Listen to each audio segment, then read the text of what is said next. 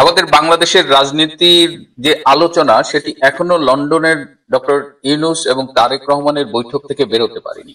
নতুন নতুন তথ্য আসছে, নতুন নতুন বিশ্লেষণ আসছে এবং এই যে গত 10 মাসে ডক্টর ইউনূসের অপশাসন দুঃশাসনের বিরুদ্ধে মাঝে মধ্যে বিএনপির নেতৃবৃন্দ যে স্ট্যান্ডটা নিয়েছিলেন এবং রাজনীতিতে একটা চেক অ্যান্ড ব্যালেন্সের যে জায়গা তৈরি করেছিলেন, বিশেষ করে মির্জা আব্বাস, সালাউদ্দিন আহমেদ, দুদু ভাই, এরকম অনেক নেতা কিন্তু, রিজভী ভাইও মাঝে মধ্যে অনেক স্ট্যান্ড নিচ্ছিলেন, অনেক ভালো কথা বলছিলেন, যেটা জনগণ প্রশংসা করছিল। একদিকে বিএনপির চাঁদাবাজি, দুর্নীতি, সন্ত্রাস একেবারে তৃণমূল পর্যায় পর্যন্ত যেভাবে বিস্তৃত হয়েছে এবং হচ্ছে, তাতে সাধারণ মানুষ যারা 5ই আগস্টের পরিবর্তনের সময় মনে করেছিল যে আগামীতে হয়তো বিএনপি আসতে পারে ক্ষমতায়, সেই মানুষগুলোর বিএনপি সম্পর্কে একটা মোহভঙ্গ ঘটে গেছে।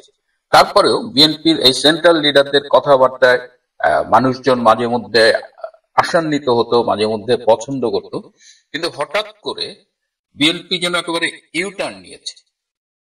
যে তারেক রহমান তারুণ্যের সমাবেশে এবং অন্যান্য সময়ে যে দৃঢ় কণ্ঠে ঘোষণা দিলেন 31শে ডিসেম্বরের মধ্যে নির্বাচন হতে হবে এবং ডক্টর ইউনূসের সাথে কিছু ইস্যুতে একেবারে মুখোমুখি দাঁড়িয়ে গিয়েছিলেন, সেই তারা হঠাৎ করে এত আন্তরিকতার সাথে লন্ডনে কেন মিটিং করলেন, এটি নিয়ে বেশ কিছু চমকপ্রদ তথ্য আমাদের কাছে এসেছে। আপনারা জানেন এটা একটা বাস্তবতা, এটার প্রমাণ চাইতে পারেন বা নাও চাইতে পারেন, যে বাংলাদেশের রাজনীতিতে আমাদের প্রতিবেশী রাষ্ট্র ভারতের একটা অলিখিত প্রভাব রয়ে গেছে। এই 1991 সালে জনপ্রত্যাশার বিপরীতে যে বিএনপি ক্ষমতা এসেছিল, কিংবা 2001 সালে বিএনপি যে ক্ষমতা এসেছিল, সেই ক্ষমতায় আসার পেছনে ভারতের সাথে তাদের একটা সিক্রেট আন্ডারস্ট্যান্ডিং ছিল, কিন্তু দুইবারই বিএনপি ভারতের সাথে যে আন্ডারস্ট্যান্ডিং ছিল সেটা রক্ষা করতে পারেনি। দুইবারই, বিশেষ করে 2001 থেকে 2006 সাল পর্যন্ত বাংলাদেশের মাটি থেকে ভারতের বিরুদ্ধে যেভাবে বিচ্ছিন্নতাবাদীদের উস্কে দেওয়া হয়েছে, এই যে 10 ট্রাক অস্ত্র ধরা পড়েছিল, সবই ভারতের বিরুদ্ধে। সুতরাং সেই থেকে ভারতের সাথে বিএনপির একটা সম্পর্কের টানাপোড়েন ছিল। এই যে লাস্ট 18 ইয়ার্সের মতো, 18 বছর বিএনপির সাথে ভারতের সম্পর্কটা কিন্তু কখনোই পারস্পরিক বিশ্বস্ততার জায়গায় যায়নি, কিন্তু 2018 সালের পর থেকে বিএনপির কিছু নেতা এই সম্পর্কটাকে উন্নয়নের চেষ্টা করেছে এবং সর্বশেষ একটা জায়গায় এসেছিল যেখানে ভারত বলেছিল যে বাংলাদেশের যে সামনে যে নির্বাচন হবে, সেই নির্বাচনটা যদি ফেয়ার এবং ইনক্লুসিভ হয়, সেই নির্বাচনে যেই জিতে আসবে, যদি বিএনপি জিতে আসে জনগণের ভোটে, তাহলে ভারত বিএনপির সাথে কাজ করতে কোনো সমস্যা নেই বলেছিল। তো এরকম একটা অবস্থায় বিএনপি যখন ধরে নিলাম তৃণমূল পর্যায়ের সবকিছু, এই অন্যায়, আওয়ামী লীগের উপর নির্যাতন, এগুলোকে সাইডে রেখে বিএনপির কিছু কিছু নেতা কিন্তু একটা লজিক্যাল স্ট্যান্ড নিচ্ছিল তাদের কথাবার্তায়।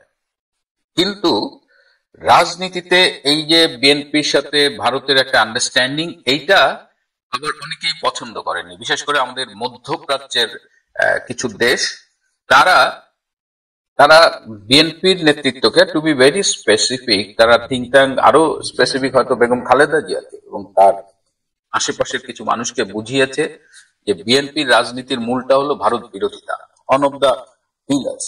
এবং বিএনপি ভারত বিরোধিতা করেই এতদিন রাজনীতি করে এসেছে এবং বাংলাদেশে ডক্টর ইউনূস আসার পরে তিনি নিজেও ভারত বিরোধিতাকে বিভিন্ন সময় উস্কে দিয়েছেন, আবার এখন ভারত বিরোধী একটা সেন্টিমেন্ট ডেভেলপ করেছে। এই সেন্টিমেন্টটাকে ধারণ করেই যেন বিএনপি রাজনীতি করে, এটা কিন্তু একটা মেজর শিফট। এই শিফটিং এর জায়গা থেকেই বেগম খালেদা জিয়া তারেক রহমানকে বার্তা পাঠিয়েছেন যেন ডক্টর ইউনূসের সাথে লন্ডনে মিটিং করে। এই যে ভারতের সাথে একটা সুসম্পর্ক গড়ে তোলা দীর্ঘদিনের চেষ্টার পরে আবার সেই সম্পর্কটার থেকে ঠিক ইউটার্ন করে এখন ভারত বিরোধিতার দিকে যে বিএনপি গেল, বিশেষ করে তারেক রহমান গেল, এটার সাথে কিছু প্রভাবক হিসেবে কিছু মানুষও কাজ করেছে। তারেক রহমানদের এই অ্যান্টি ইন্ডিয়ান দিকে নিয়ে যাওয়ার সাথে জড়িত ছিল এই যে আমি বলি যে মার্কিন ইমপ্লান্ট ডক্টর খলিলুর রহমান, যিনি মাঝে মধ্যে বলে থাকেন আমাকে কি ডক্টর ইউনূস এনেছে, আমি কি ইউনূসরে পুছি, মানে সে ডাইরেক্ট ইমপ্লান্ট। সো এরকম একটা ধারণা তারেক রহমানদের দেওয়া হয়েছে যে তুমি অ্যান্টি ইন্ডিয়ান হও, বাট তোমাকে আমরা প্রো আমেরিকান করছি, কারণ ডক্টর ইউনূস নিজেই প্রো আমেরিকান। কিন্তু প্রো আমেরিকান না বলে আরো স্পেসিফিক বলা যায় প্রো বাইডেন অ্যাডমিনিস্ট্রেশন। কিন্তু এখন কিন্তু এই সাউথ এশিয়ায় নতুন করে ট্রাম্পের পলিসি ফর্মুলেট করা হবে। পল কাপুর দায়িত্ব নিলে he will have his own policy, যেটা ট্রাম্পের সাথে আলোচনা করে ট্রাম্প অ্যাডমিনিস্ট্রেশনের নতুন একটা পলিসি আসবে। সেই পলিসিটার সাথে বাইডেন পলিসির কতটা মিল থাকবে বা অমিল থাকবে সেটা আমাদের দেখার বিষয়। কিন্তু এই মুহূর্তে বিএনপির এই শিফটিংটা দলের ভেতরে কিন্তু একটা দ্বন্দ্বের সৃষ্টি করেছে। আওয়ামী লীগ বিএনপির একটা সুবিধা হলো যে এখানে কেন্দ্রীয় নেতৃত্ব, এখানে মানে ধরেন শেখ হাসিনার নেতৃত্ব বা খালেদা জিয়ার নেতৃত্ব বা তারেক রহমানের নেতৃত্ব, এই নেতৃত্বগুলো একদম খুব কনসলিডেটেড। আপনি যদি বিএনপি করতে চান তাহলে আপনাকে তারেক রহমানের নেতৃত্ব মেনেই রাজনীতি করতে হবে। আপনি যত বড় হেডমালা লোকই হন, এই পরিবারের বাইরে গিয়ে আপনি বেশি দূর যেতে পারবেন না। তো এই জায়গাটায় যারা এই 10 মাস রাজনীতি করলো বা তারও আগে, তারেক রহমান তো বিদেশে ছিলেন, দেশের ভেতরে যারা সব প্রতিকূলতা মেনে নিয়ে রাজনীতিগুলো করলেন, তারা অনেকেই একদম দেখবেন যে একদম চুপ করে গেছেন। তাদের এই গত 2-3 দিন ধরে কোনো তেমন কথা শুনছেন না। তো এটার এই যে বিএনপির ভেতরে যে একটা সাংবাদিক আগুন জ্বলে গেছে, এটা সত্যি যে বিএনপি এখন যেটা আলোচনায় আসছে যে বিএনপি কি ডক্টর ইউনূসের ট্রাপে পা দিলেন কিনা, বিএনপি কি এই যে ইউনূসের সাথে সমঝোতায় গিয়ে ভালো করলেন কিনা, বাংলাদেশে আদৌ রাজনীতি হবে কিনা। আজকেও আমার কাছে যে তথ্য আছে তাতে বাংলাদেশে এই ফেব্রুয়ারি মাসে কোনো নির্বাচন হবে না, বা টিল ফেব্রুয়ারি কোনো নির্বাচন হবে না। এই নির্বাচন নিয়ে অনেক রকমের খেলাধুলা হবে। এখনকার যে লেটেস্ট আন্ডারস্ট্যান্ডিং, ইউনূস এবং বিএনপি পাওয়ার শেয়ার করবে, এটা বিএনপির অনেকে পছন্দ করছে না। The way they are planning to share the power, এটা। এবং এখন দেখবেন যে তারেক জিয়ার খুব ঘনিষ্ঠ বন্ধু দাবি করেও একজন ইউটিউবার তারেক জিয়ার তারেক জিয়ার শিক্ষাগত যোগ্যতা নিয়ে প্রশ্ন তুলেছে, যে তারেক জিয়া ইভেন গ্রাজুয়েশনও করেননি। তারেক জিয়ার সেই হাওয়া ভবনের দুর্নীতি নিয়ে আলোচনা আবার শুরু হয়েছে। এই প্রজন্ম জানে না যে হাওয়া ভবন নামে কি ভয়াবহ একটা দুর্নীতির ভবন প্রতিষ্ঠা করেছিল তারেক রহমান এবং তার বন্ধু গিয়াসউদ্দিন আল মামুন। এখন কথা হলো যে এই যে টোপটা দেওয়া হলো, ইন্ডিয়ার বলয় থেকে বাইরে এনে প্রো আমেরিকান বলা হচ্ছে, এই টোপটা ডক্টর ইউনূস শিবির কেন দিলেন? ডক্টর ইউনূস কেন এত দূর দৌড়ে গিয়ে তারেক রহমানের সাথে দেখা করলেন? এটারও একটা কারণ আছে, কারণ ডক্টর ইউনূসের পায়ের নিচে এখন মাটি নেই। ডক্টর ইউনূস সারা জীবন যে বিশ্বব্যাপী সুনাম খ্যাতি অর্জন করেছিলেন, সবকিছু আজকে চ্যালেঞ্জড হয়েছে। আজকে বিদেশ তাকে প্রত্যাখ্যান করা শুরু করেছে। ব্রিটিশ প্রাইম মিনিস্টার তার সাথে দেখা করেনি, বিদেশের প্রচার মাধ্যমগুলো তার সমালোচনা করে আর্টিকেল ছাপছে। ডক্টর ইউনূসের বিরুদ্ধে তো এরকম হওয়ার কথা না। তিনি টের পাচ্ছেন তার পায়ের নিচে মাটি নেই। তিনি যাদের উপর নির্ভর করেছিলেন, যাদের তিনি তার নিয়োগকর্তা বলেন, ছাত্র জনতাদের সেই ছাত্র সমন্বয়ক, যদিও তিনি মিথ্যে বলেছেন যে তিনি এই 5ই আগস্টের আগে কিছুই জানতেন না, কিন্তু ছাত্র সমন্বয়কদের কথায় জানা গেছে যে তিনি আগস্ট মাসে এগুলো যোগাযোগ করেছেন। আমি জননেত্রী শেখ হাসিনার সূত্রে অনেক আগে থেকেই শুনেছি যে তিনি এই ষড়যন্ত্রটা দেশের বিরুদ্ধে করছেন। তো তিনি 2018 সাল থেকে একদম এই ষড়যন্ত্রটা শুরু হয়েছিল, doctor Yunus was part of it একদম ফ্রম দ্য ভেরি বিগিনিং। তো ডক্টর ইউনূস যে যাদের উপরে ভিত্তি করে পরে এনসিপি করলেন, সেই এনসিপির ডাকে এখন 200 লোক আসে না। সো ডক্টর ইউনূসের তো সাপোর্ট নাই। ছাত্র জনতা যাদের বিভ্রান্ত করে জুলাই আগস্টের ষড়যন্ত্রের মাধ্যমে সরকার অপসারণ করেছিল, সেই ছাত্র জনতা তো আর এই বাটপার ছাত্র সমন্বয়ক বা এনসিপির ডাকে আসে না। সো ইউনূস এখন বুঝতে পারছে যে তার এখন কি হবে। তার সেফ এক্সিটের ব্যাপার আছে, তার ক্ষমতায় থাকার ব্যাপার আছে, তার বাংলাদেশে অনেকগুলো ব্যবসা আছে, তার গ্রামীণ ব্যাংক সারা দেশব্যাপী আছে। ইউনূস জানে যে তার যদি এই প্রোটেকশন গুলো না থাকে, তাহলে বাংলাদেশের গ্রামীণ ব্যাংকের কোন শাখার একটা ইট পর্যন্ত আপনি খুঁজে পাবেন না, এরকম দিন বাংলাদেশে আসবে। তো এই আশঙ্কা থেকে তিনি মোটামুটি দৌড়ে চলে গেছেন, রীতিমতো তার বিরোধী পক্ষই হয়ে গেছিল প্রায়, সেই তারেক রহমানের কাছে গিয়ে দুজনে তারা একটা আন্ডারস্ট্যান্ডিং এ এসেছেন।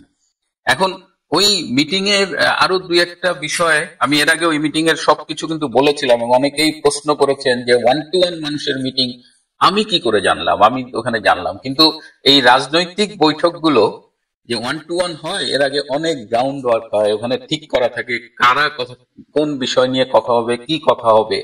সো খুব কম গোপন রাজনৈতিক বৈঠকই দেখবেন, 1-to-1 বৈঠকই আছে পৃথিবীতে যার নিউজ ফাঁস হয়নি। মানে এটা কেউ না কেউ জানে। And আমার এই ইউটিউবিং করতে এসে আমার নিজেরই খুব অবাক লাগে যে আমি কি করে এত এত এত এত সোর্সের সাথে জড়িয়ে গেলাম। And আমি শুধু চেষ্টা করি যে তথ্যটা পাই সেটা একটু মানে সত্যতা যাচাই করে নেবার, মানে এটা আমার পক্ষ থেকে সর্বোচ্চ চেষ্টা থাকে। এবং আমি মনে করি যে অ্যাটলিস্ট 95% টাইম আমি আপনাদের সঠিক খবরটা দেই। তো যাই হোক, এই মিটিং এ তারেক রহমান একটা লিস্ট নিয়ে এসেছিলেন আওয়ামী লীগ নেতাদের, যে কাকে কাকে জরুরি ভিত্তিতে ফাঁসিতে ঝোলাতে হবে। এই লিস্টটাও তারেক রহমান কিন্তু ডক্টর ইউনূসকে দিয়েছেন। তো যাই হোক, এখন ডক্টর ইউনূস যে এই ছাত্রদের কাজে লাগালেন, বিএনপি তো সরকার বিরোধী আন্দোলনে সফল হচ্ছিল না, সুতরাং এই ছাত্রদের সামনে এনে জামাতকে আর শিবিরকে দিয়ে তাদের শক্তি জুগিয়ে জনগণকে বিভ্রান্ত করে জুলাই আগস্টের ষড়যন্ত্রের আন্দোলনটাকে সফল করা হয়েছিল। তো এখন এনসিপি তারা 10 মাস অনেক দাপটের সাথে ছিল, তাদের শুনেছি যে অনেক অনেক ধন সম্পত্তির মালিক হয়েছে, প্রচুর অর্থবিত্তের মালিক হয়েছে। কিছু টেলিফোন আলাপও আজকাল শুনতে পাচ্ছি। এই যে সারোয়ার তুষার নামে একজন এনসিপির কেন্দ্রীয় নেতা আছেন, আমাদের একজন সাংবাদিক বললেন সারোয়ার তুষার নাকি খুব সুন্দর কথা বলেন। তো আমি তার বক্তৃতাটাও শুনিনি কখনো, তো ফোন আলাপটা শুনলাম, একটা তরুণী তার সাথে কথা বলছে এবং মেয়েটার কণ্ঠটা আসলেই খুব সুন্দর। তো দেখলাম যে সারোয়ার তুষার মেয়েটাকে ইনডিসেন্ট প্রপোজাল দিয়েছে এবং সেটা নিয়ে মেয়েটার সাথে একটা ফোন আলাপ হচ্ছে, মেয়েটা বোধহয় একটু রিয়াক্ট করেছে। তো এনসিপির নেতারা পরিবর্তনের কথা বলেছে, সংস্কারের কথা বলেছে, কিন্তু বাস্তবে তারা দুর্নীতিগ্রস্ত।